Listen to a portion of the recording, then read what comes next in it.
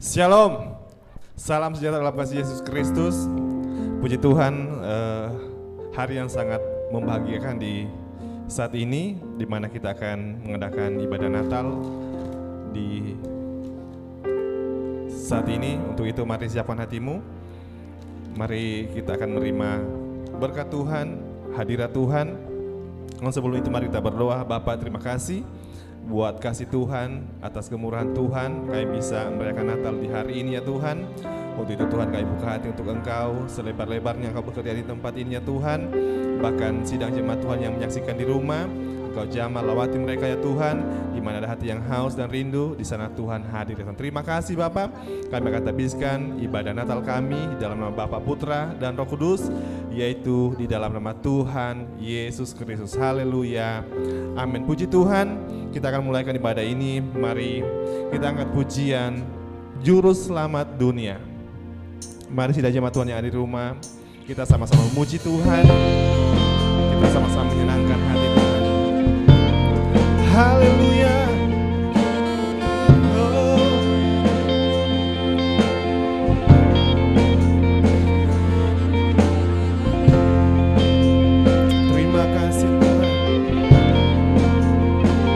Dalam terang yang ilahi, Raja damai telah lahir.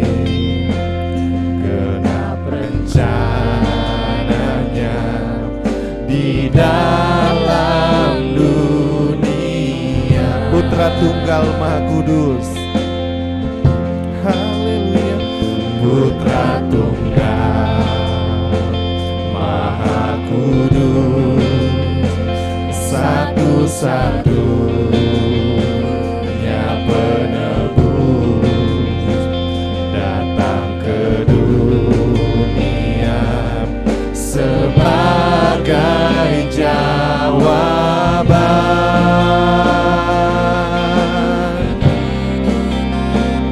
Juru Selamat dunia, Kristus Tuhan, Dia firman yang jadi manusia, bawa pengharapan bagi kita, terima kehidupan yang kekal.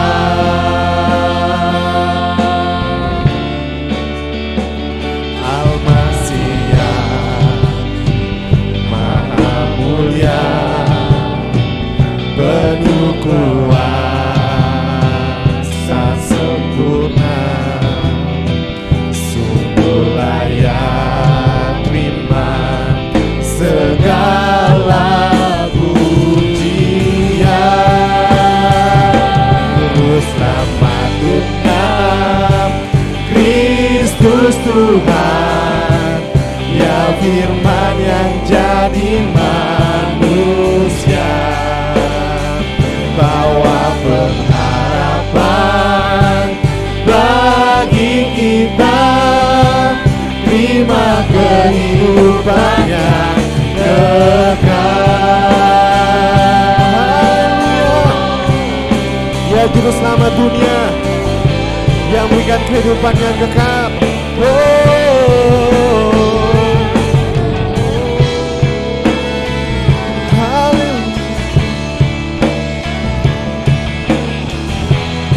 Terima kasih Tuhan. Juru Selamat dunia, Kristus Tuhan, Ya firman yang jadi manusia, bawa pengharapan bagi kita, terima kehidupan lagi. Juru Selamat, Juru Selamat dunia, Kristus Tuhan, Ya firman yang jadi manusia, bawa pengharapan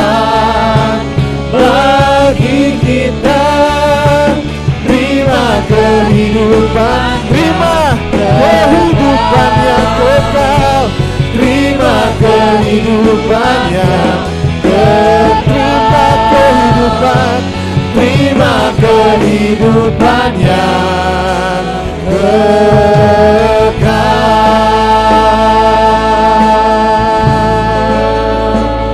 Haleluya. Terima kasih Tuhan. Engkau telah lahir bagi kami Tuhan. Kami siap memuji Engkau, kami siap meninggikan Engkau, kami siap memberi yang terbaik dalam nama Yesus. Amin. Puji Tuhan, kita akan memuji Tuhan sebab seluruh bangsa telah melihat terangnya yang ajaib, terang kesukaan di dalam setiap kehidupan kita. Hai dunia, gembiralah. Haleluya.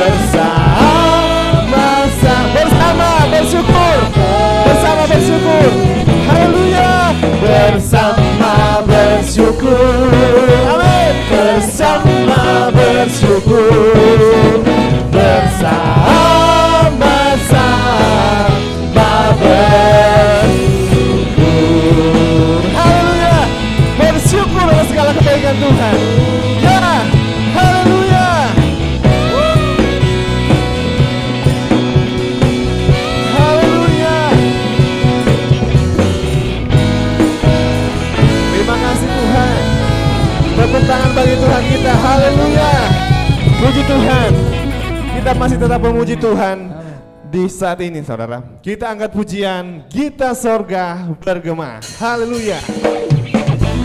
Haleluya.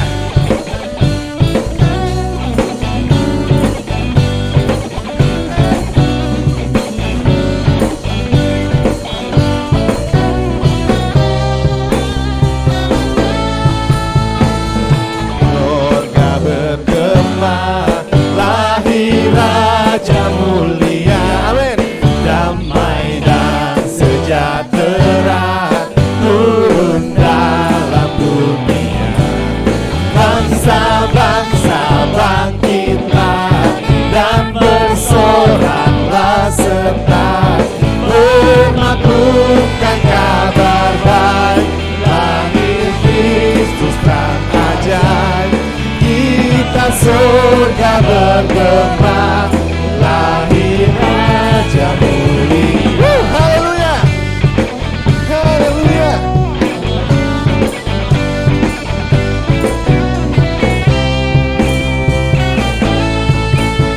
Tak surga bergema, lahir Raja mulia. Damai dan sejahtera turun dalam dunia. Bangsa-bangsa bangkitlah dan bersorak. Bukan kabar baik, lahir Kristus dan ajaib. Kita surga bergema, lahir Raja mulia. Haleluya. Dari pulau dan benua.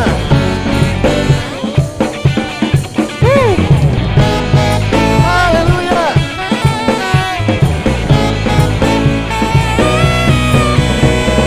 Dari pulau dan benua terdengar selalu terus lagu pujian semua bagi nama penebus. Haleluya.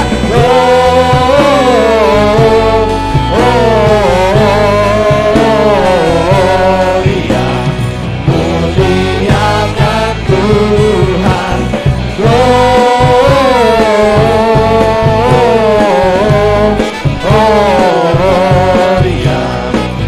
Muliakan Tuhan. Haleluya.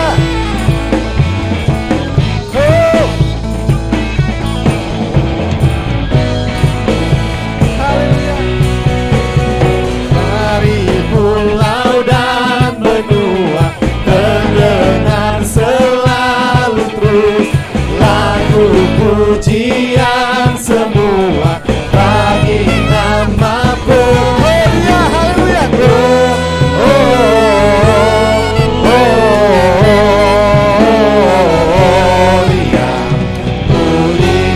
Muliakan Tuhan.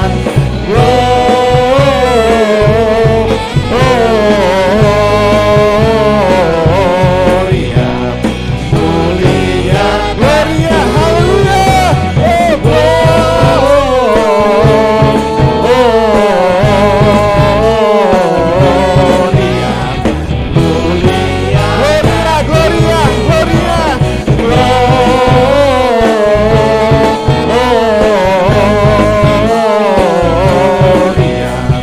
Muliakan Tuhan.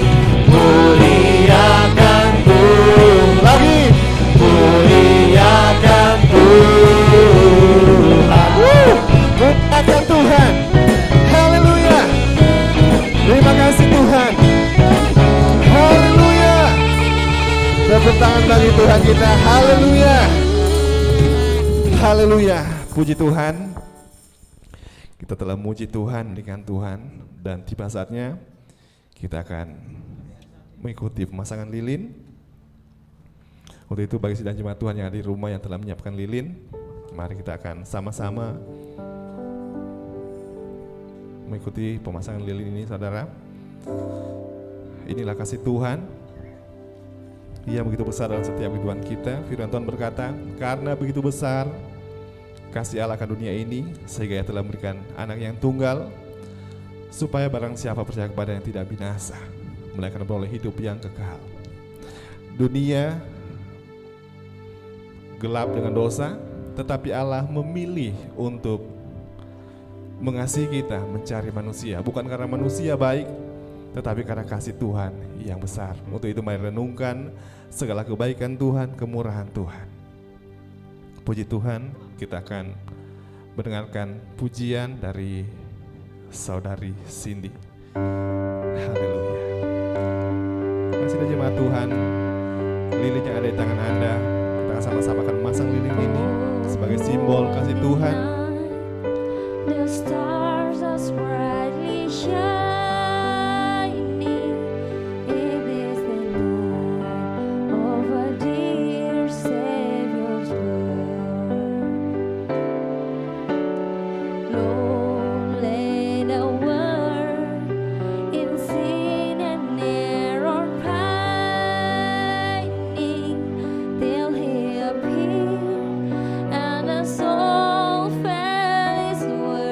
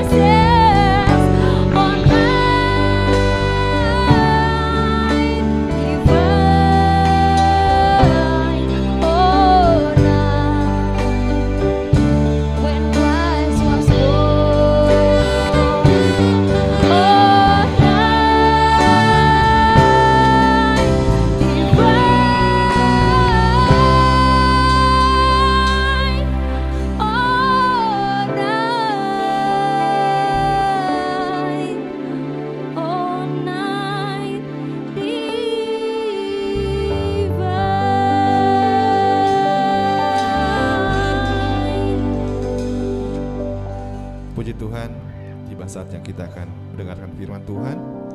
Mari siapkan hatimu, biar firman Tuhan di Natal ini tertanam dalam hati kita, bertumbuh berbuah untuk kemuliaan Tuhan. Haleluya. Terima kasih Tuhan. Bapakku datang dan berserah kepadamu Allah Immanuel, Engkau yang menyertai setiap kehidupan kami Tuhan. Haleluya. Oh Tuhan Yesus. Haleluya.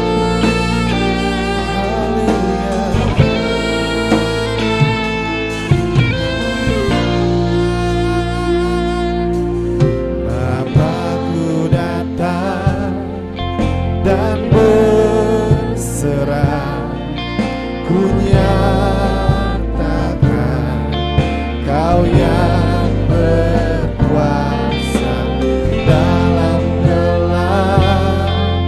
Kau setia, Kau cahaya hidupku.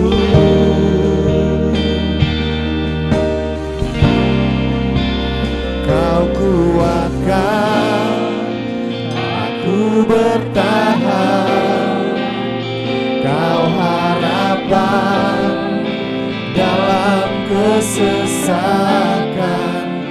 Kau buktikan kesetiaan-Mu Tuhan. Engkau Allah Immanuel. Bapakku datang untuk menyembah. Oh.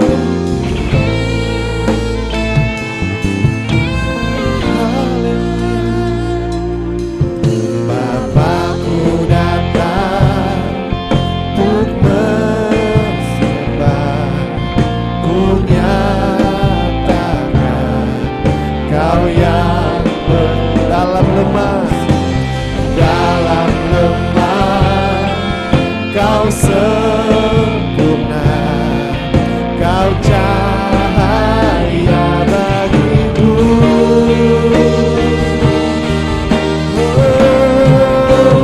Kau kuatkan aku bertahan, Kau jawaban dalam kesesakan.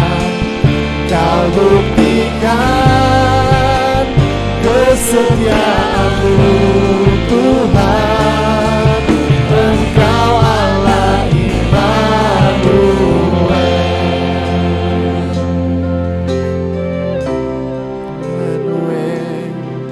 Immanuel, Engkau besertaku. Immanuel, Immanuel, Engkau Allah beserta. Immanuel, Immanuel, Immanuel. Haleluya. Immanuel, Engkau beserta. Immanuel, oh.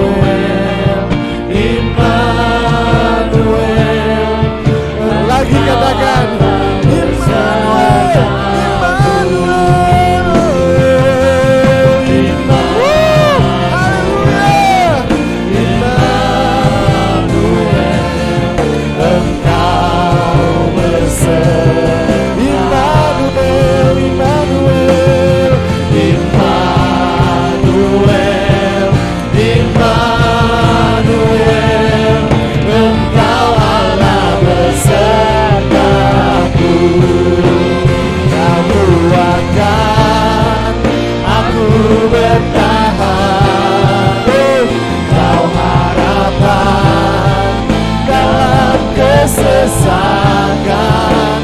Kau buktikan, haleluya, kesetiaan-Mu Tuhan. Engkau Allah Immanuel. Kau kuatkan aku bertahan.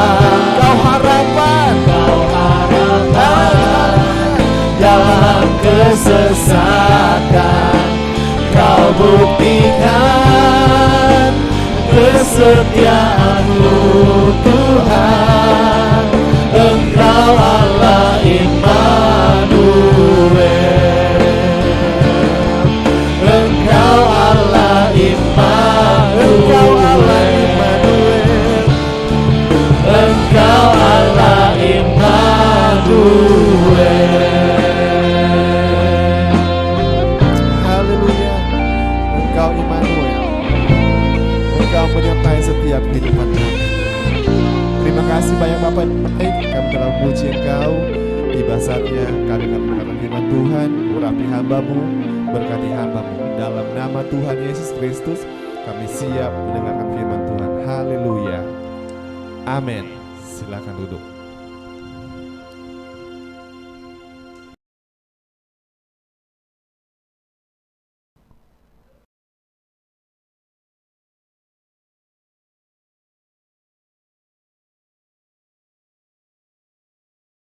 Shalom saudara-saudara yang terkasih di rumah. Hari ini kita merayakan Natal ya. Walaupun saya tahu bahwa Natal kali ini, tahun ini berbeda dengan Natal-Natal sebelumnya. Natal-Natal yang sebelumnya, Natal itu identik dengan kita hiruk pikuk berkumpul, kita menyanyi bersama-sama merayakan kelahiran Tuhan Yesus kita ya. Akan tetapi Natal kali ini kita harus ya menjalaninya dengan berada di rumah masing-masing. Tapi saya percaya bahwa apapun keadaan kita tidak bisa mencuri sukacita Natal kita. Amin. Ya. Hari ini saya akan membawakan tema Matius 1 ayat 23 yang berbunyi begini.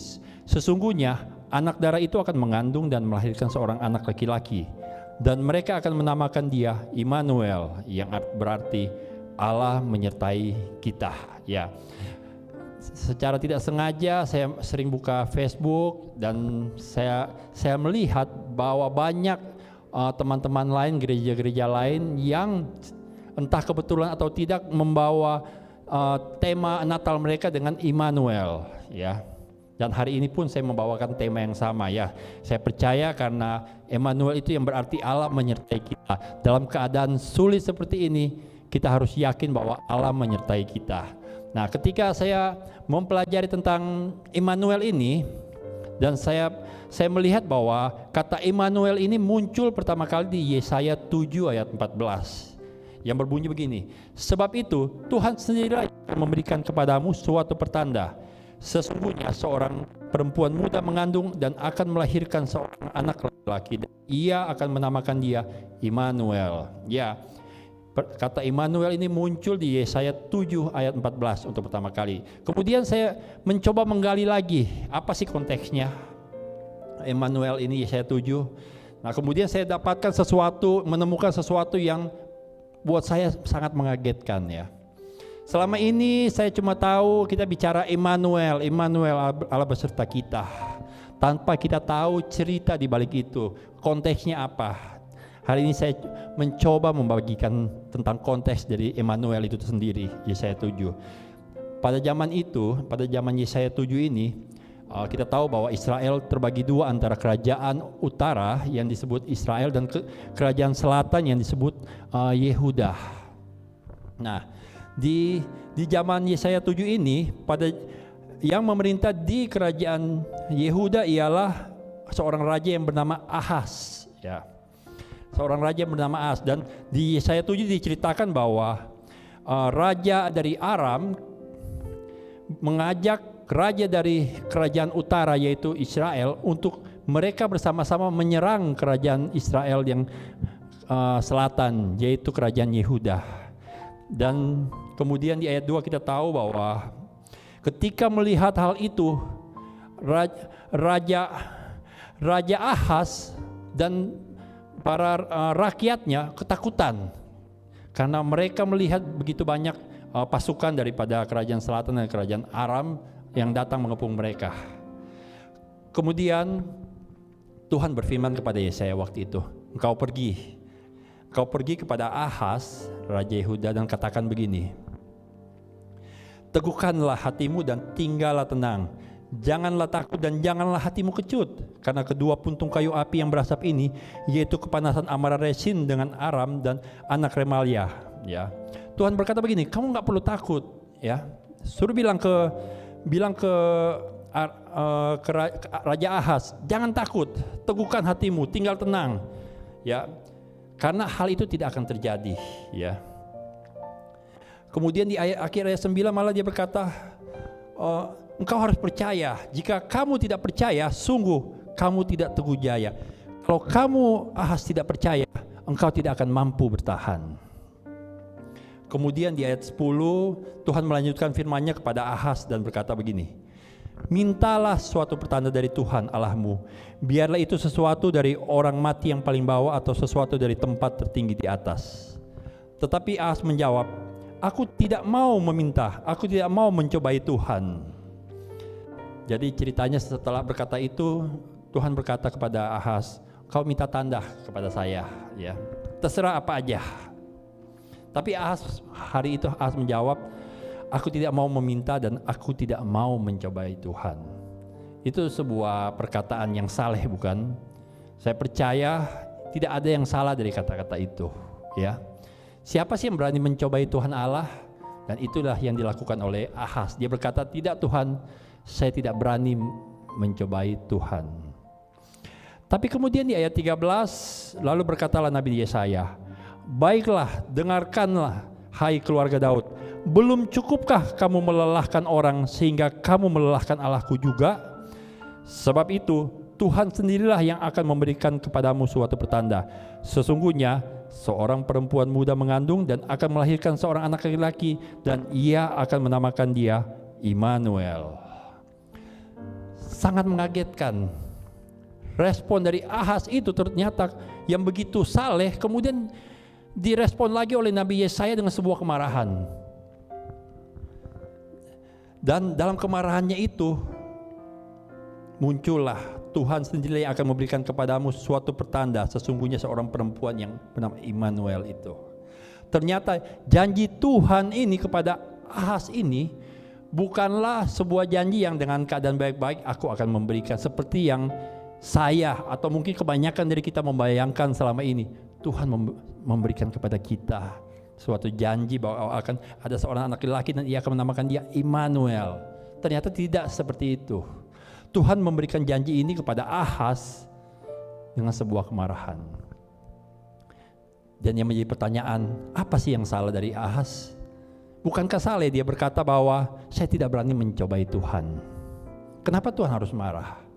Kemudian saya gali lagi cerita ini kemudian, dan saya menemukan di 2 Raja-Raja 16. 2 Raja-Raja 16 ayat ke-7 sampai 9. Inilah yang terjadi ternyata, yang tidak dicatat di Yesaya 7. 2 Raja 16 ayat 7 sampai 9. Ahaz menyuruh utusan-utusan kepada Tiglat-Pileser Raja Asyur mengatakan, aku ini hambamu dan anakmu, majulah dan selamatkanlah aku dari tangan Raja Aram dan dari tangan Raja Israel yang telah bangkit menyerang aku. Ahaz mengambil perak dan emas yang terdapat di dalam rumah Tuhan dan dalam pembendarahan istana raja dan mengirimkannya kepada Raja Asyur sebagai persembahan. Maka Raja Asyur mendengarkan permintaannya dan maju melawan Damsyik, merebutnya dan mengangkut penduduknya tertawan ke Kir, tetapi Resin dibunuhnya. Jadi yang tidak dicatat di Yesaya 7, ternyata Raja Ahaz sudah punya backup plan. Dia punya rencana cadangan. Ternyata dia sudah mengirim perak dan emas kepada Raja Asyur, supaya Raja Asyur membantu dia untuk balik menyerang kedua raja tersebut yang akan menyerang dia. Dan parahnya di ayat 8, Ahaz mengambil perak dan emas yang terdapat di dalam rumah Tuhan. Anda bayangkan bagaimana marahnya Tuhan hari itu. Ternyata jawaban saleh ini itu hanya ada di dalam mulut Raja Ahaz. Di dalam hatinya dia sebenarnya dia tidak percaya. Dan itulah sebabnya Tuhan marah.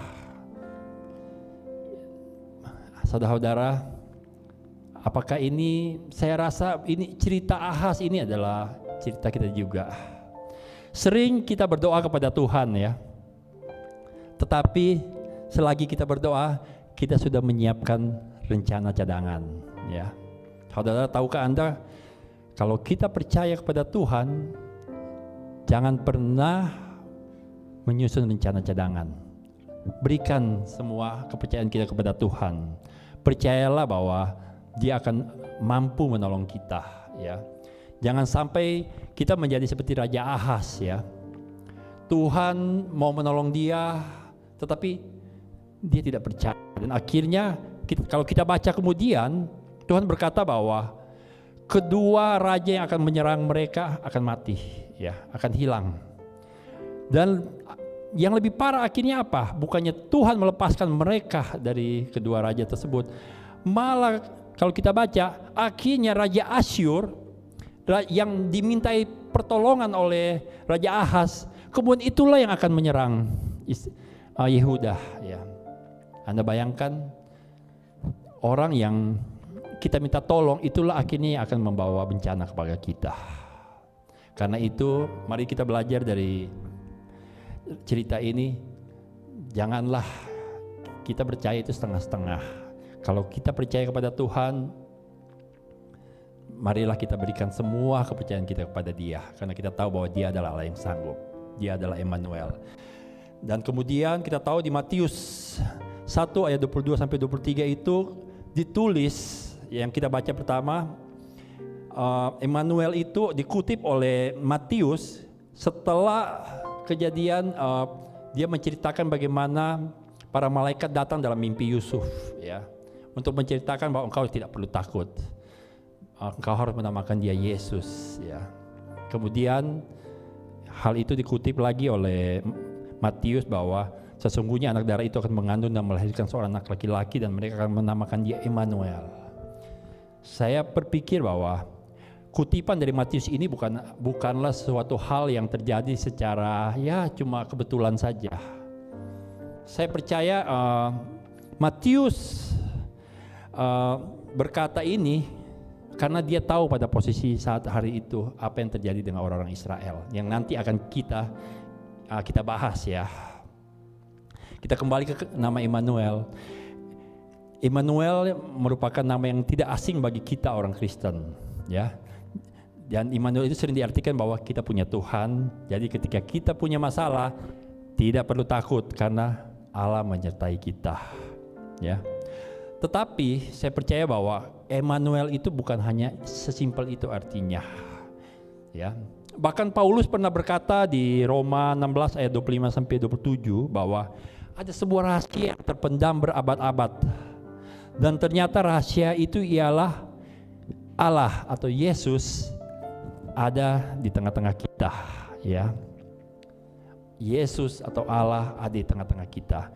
Musa pernah menulis begini di Kejadian 2 ayat 2. Ketika Allah pada hari ke-7 telah menyelesaikan pekerjaan yang dibuatnya itu, berhentilah ia pada hari ke-7. Dia take rest, dia beristirahat. Nah, kata beristirahat ini dipakai bahasa Ibrani sabat. Sabat berarti istirahat.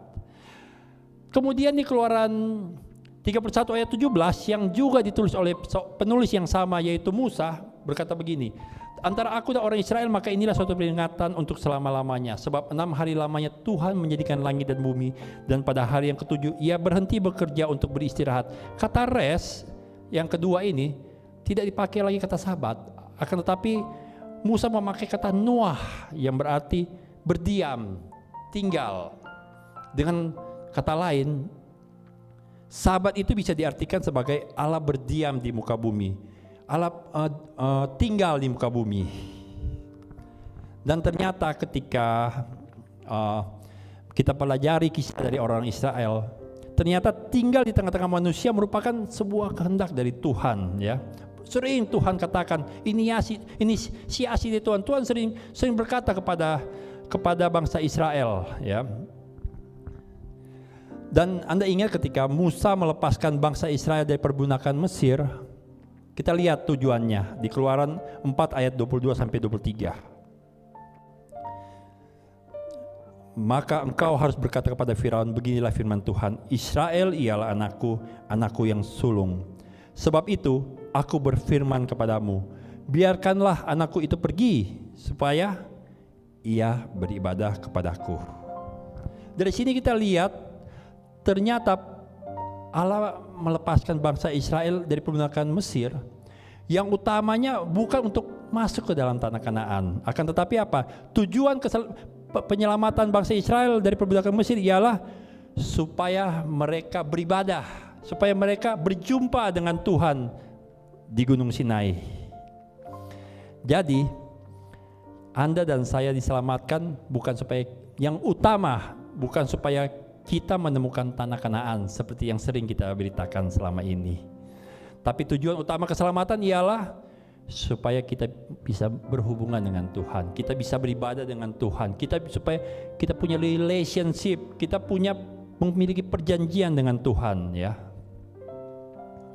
Jadi tujuan utama keselamatan, saya ingatkan lagi, bukan supaya kita masuk surga, ya, itu adalah sesuatu yang akan kita terima, amin.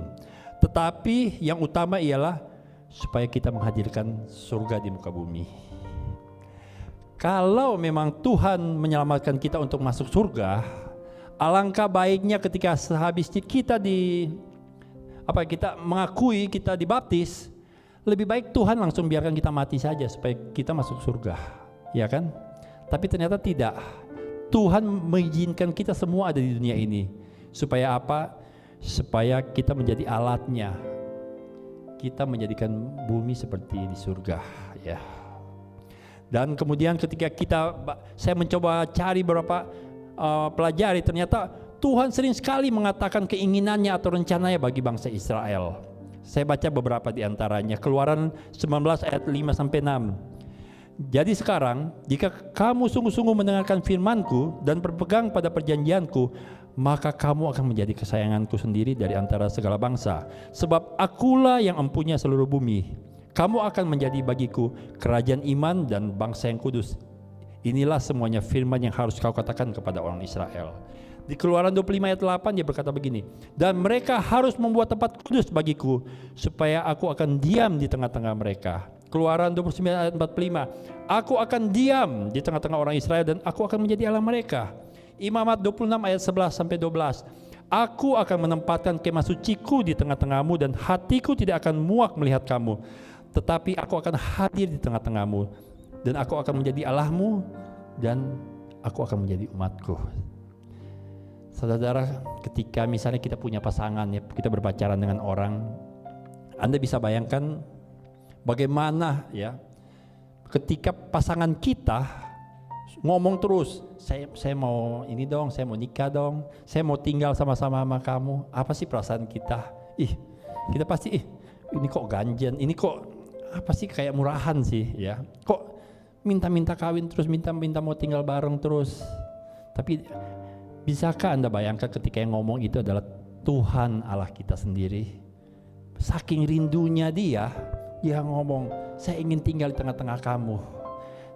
Tuhan kita sepertinya kok sudah gak peduli lagi bahwa dia itu orang yang harus dihormati. Tidak, begitu rindunya dia untuk tinggal, ya, untuk menyatakan cintanya kepada bangsa Israel saat itu dan bagi kita juga saat ini. Dia menyatakan itu, dia tidak peduli lagi. Itulah kita lihat betapa cintanya dia dengan kita, ya. Akan tetapi ketika sampai di Gunung Sinai, bangsa Israel pada saat itu, kita temukan bahwa ketika Tuhan memanggil bangsa Israel untuk naik ke puncak Gunung Sinai untuk bertemu dengan Tuhan. Anda ingat kisah itu? Tuhan berkata, Musa, ajak bangsa Israel untuk naik untuk bertemu dengan aku di puncak gunung Sinai. Tapi kemudian ternyata dalam cerita itu kita tahu bahwa hari itu bangsa Israel menolak. Mereka berkata begini, biar kami tinggal di bawah di kaki gunung saja. Musa, engkau saja yang naik ke atas ketemu dengan Tuhan.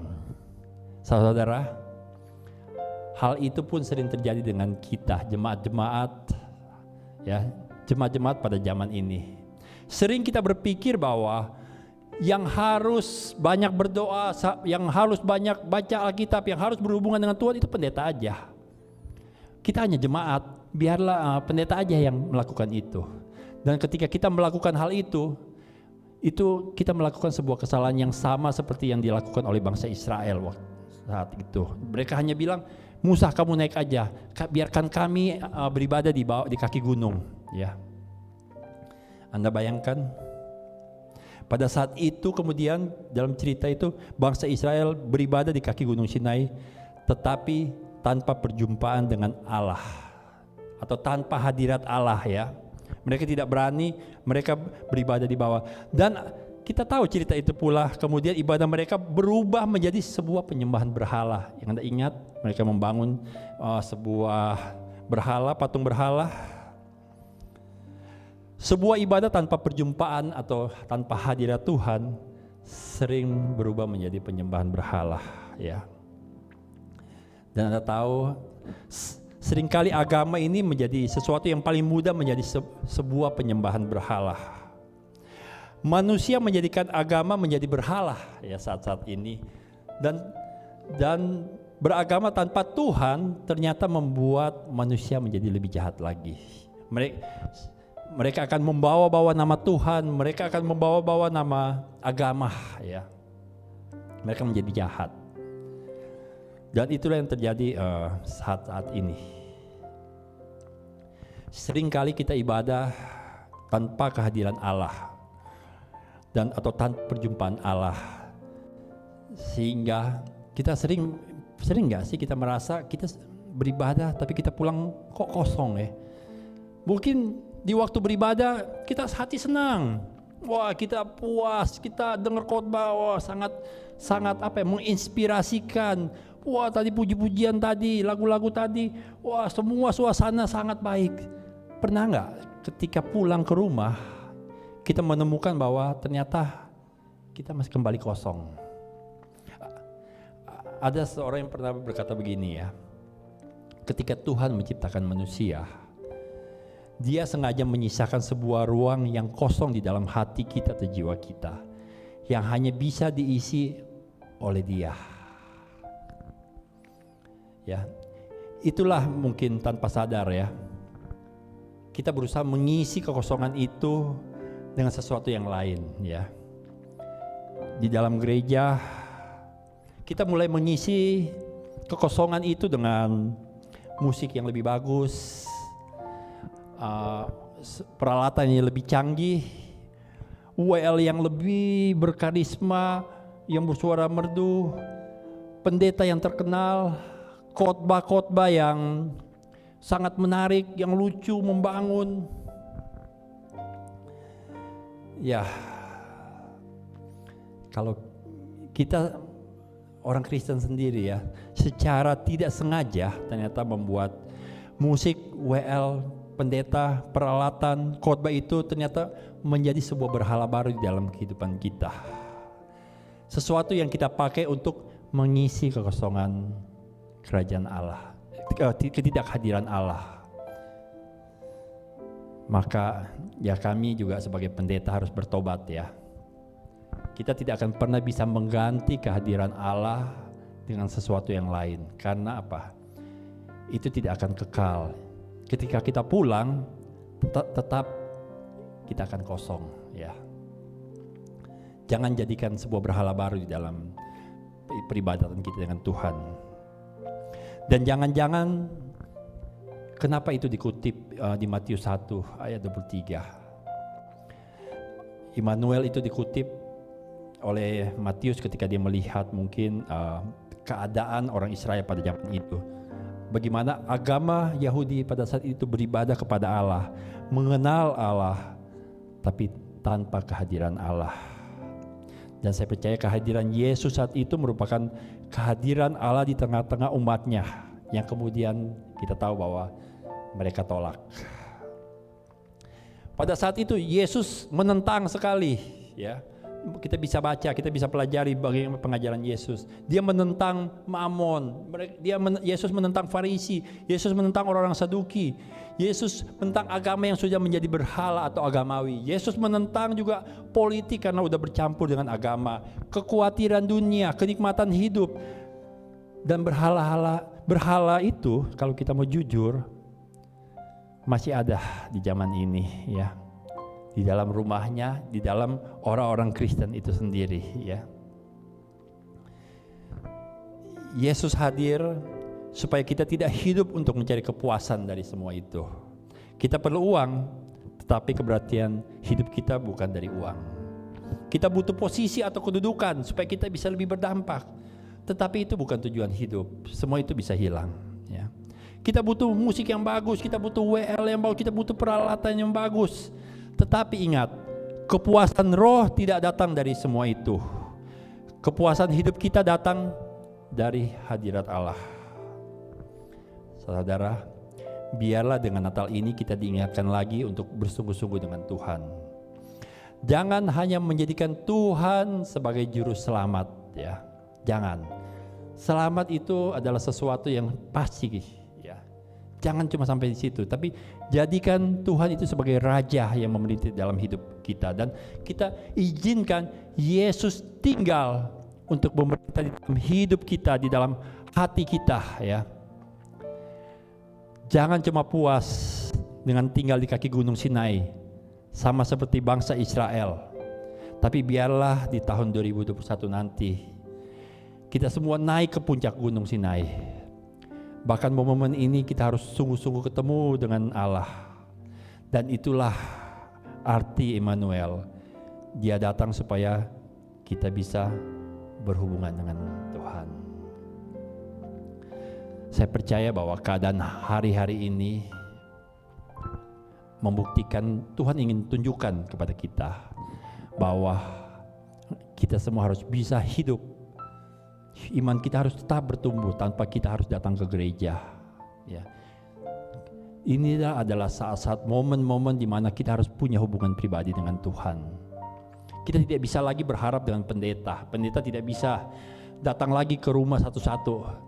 Tapi hari-hari ini adalah hari-hari di mana kita harus belajar membangun hubungan kita dengan Tuhan, mengalami Tuhan. Itulah Immanuel, itulah tujuan Tuhan. Secara tidak sengaja, entah sengaja tidak sengaja, ini adalah saat yang tepat untuk kita membangun hubungan dengan Tuhan. Saya tahu hari-hari ini adalah hari-hari yang sulit ya bagi siapapun, orang percaya, orang tidak percaya. Tapi saya tutup dengan ini, ingat pesan Tuhan kepada Raja Ahaz tadi di Yesaya 7 ayat 9. Jika kamu tidak percaya, sungguh kamu tidak teguh jaya. Jika kamu tidak percaya, engkau tidak akan bisa bertahan. Hari-hari ini teguhkanlah hatimu bahwa Tuhan pasti menolong kita semua. Immanuel, Allah beserta kita. Mari kita berdoa. Terima kasih Tuhan. Terima kasih untuk kedatangan-Mu di dunia ini Tuhan. Membuat kami yakin bahwa kami tidak pernah ditinggalkan Tuhan. Kau menyertai kami selalu Tuhan.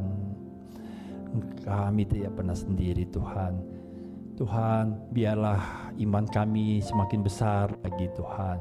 Dan biarlah ketakutan kami semakin kecil Tuhan. Kami mau menyerahkan hidup kami kepadamu karena kami tahu Engkau adalah Immanuel, Allah yang menyertai kami. Tuhan, hamba-Mu berdoa untuk setiap anak-anak-Mu Tuhan yang ada dimanapun. Mungkin hari-hari ini bukan saat bagi kami untuk berkumpul bersama merayakan kedatangan kelahiran-Mu Tuhan. Tapi hari-hari ini adalah hari di mana kami secara pribadi Tuhan merayakan bagaimana kami mengalami Engkau, kelahiran-Mu sungguh nyata di dalam kehidupan kami Tuhan. Dan biarlah Tuhan di tahun-tahun ke depan Tuhan, kami mau lebih lagi. Kami tidak mau hanya tinggal di kaki Gunung Sinai Tuhan. Kami mau naik ke puncak Gunung Sinai untuk bertemu dengan Engkau Tuhan.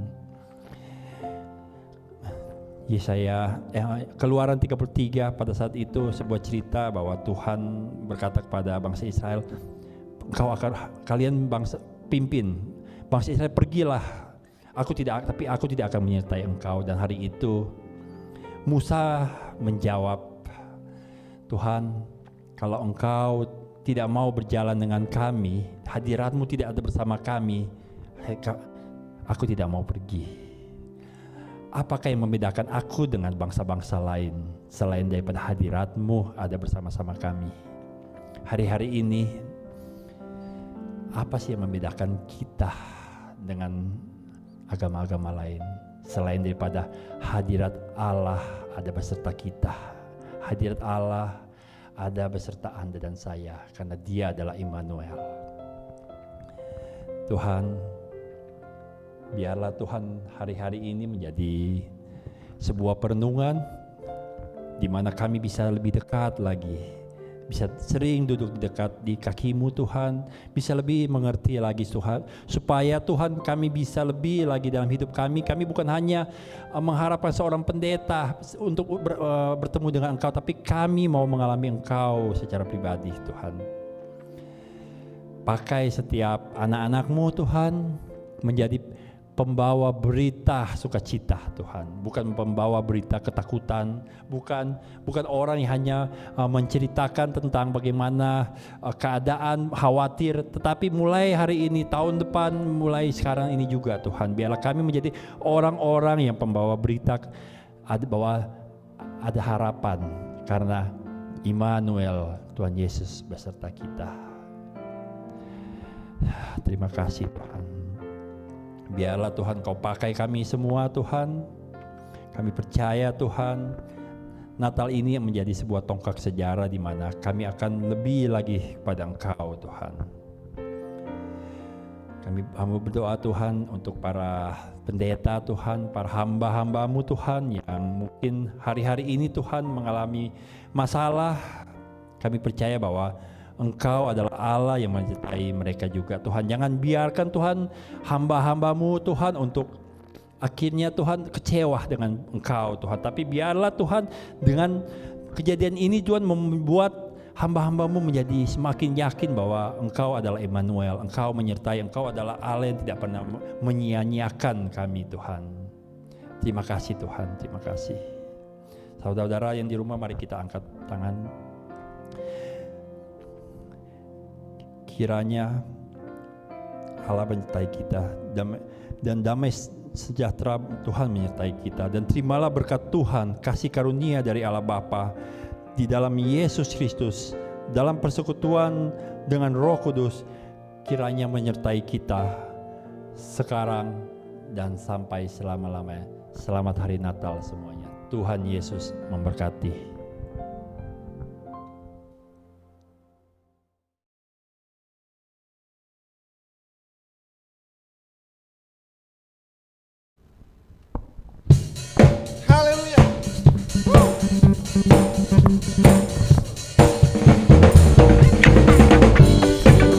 Merry Christmas, we wish you Merry Christmas, we wish you Merry Christmas and Happy New Year. We wish you Merry Christmas, we wish you Merry Christmas, we wish you Merry Christmas and Happy New Year. We wish you Merry Christmas, we wish you Merry Christmas, we wish you Merry Christmas and Happy New Year. Selamat Hari Natal, selamat Hari Natal, selamat Hari Natal dan Tahun Baru. Selamat Hari Natal, selamat Hari Natal, selamat Hari Natal dan Tahun Baru. Navidad, Feliz Navidad.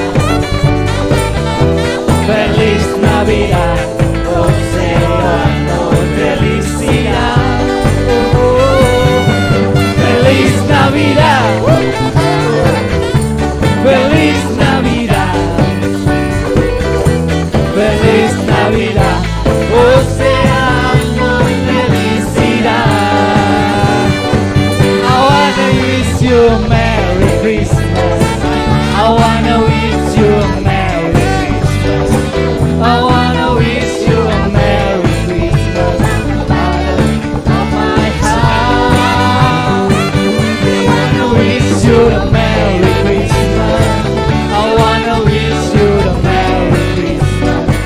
I wanna wish you a Merry Christmas from the bottom of my heart.